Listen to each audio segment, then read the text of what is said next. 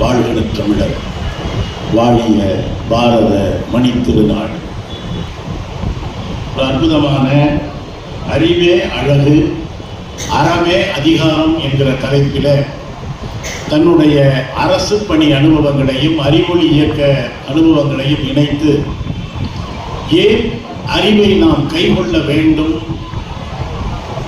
எப்படி நம் வாழ்வுக்கு அறம் அடித்தளமாக இருக்க வேண்டும் என்று ஒரு ஆற்றல் மிக்க உரையை நிகழ்த்திவிட்டு அமர்ந்திருக்கிற மாவட்ட கருவூலர் அலுவலர் உள்ளிட்ட பணிகளையும் அறிவொளி இயக்கம் உள்ளிட்ட மிகச்சிறந்த தொண்டையும் ஆற்றி இங்கே ஒரு நல்ல உரையும் ஆற்றி இருக்கிற பேரன்புக்குரிய எழுத்தாளர் தோழர் முத்துச்சிலுப்பன் அவர்களே, இதை பெறுவதற்கே ஒரு போராட்டத்தை நம்முடைய மாவட்ட நிர்வாகம் நடத்த வேண்டி இருந்தது என்று ஐயா முத்துச்சிலுப்பன் அவர்கள் குறிப்பிட்டார்கள். இந்த வேலூர் கோட்டை என்பது ஏராளமான சரித்திர நிகழ்வுகளை தனக்குள்ளே பொதித்து வைத்திருக்கிற ஒரு இடம்.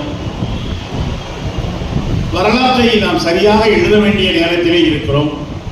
நாம் பள்ளிக்கூடத்தில் படிக்கிற பொழுது கூட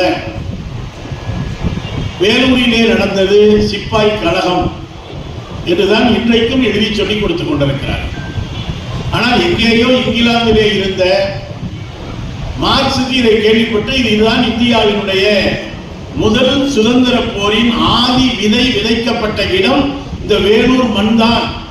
இந்தியாவிலே முதலாக கிழக்கிந்திய கம்பெனிக்கு எதிராக ஒரு மிகப்பெரிய எழுச்சியை, புரட்சியை, கிளர்ச்சியை நடத்திய இந்த வேலூர் உண்மையிலேயே விடுதலை போராட்ட வரலாறை எழுத துவங்குகிற யாரும் எங்கிருந்து துவங்க வேண்டும் என்றால் வேலூரிலே இருந்துதான் துவங்க வேண்டும். அப்படிப்பட்ட ஒரு வீரம் செறிந்த மண்ணுக்கு என்னுடைய வணக்கத்தை நான் தெரிவித்துக் கொள்கிறேன்.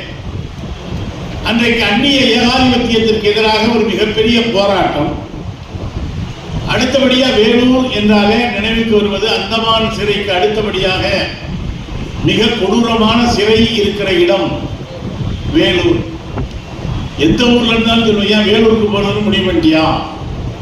வேலூர்ல எவ்வளவோ இருக்கு. ஆனா வேலூர்னாலே ஜெயில்னு முடிவு பண்ணிட்டாங்க.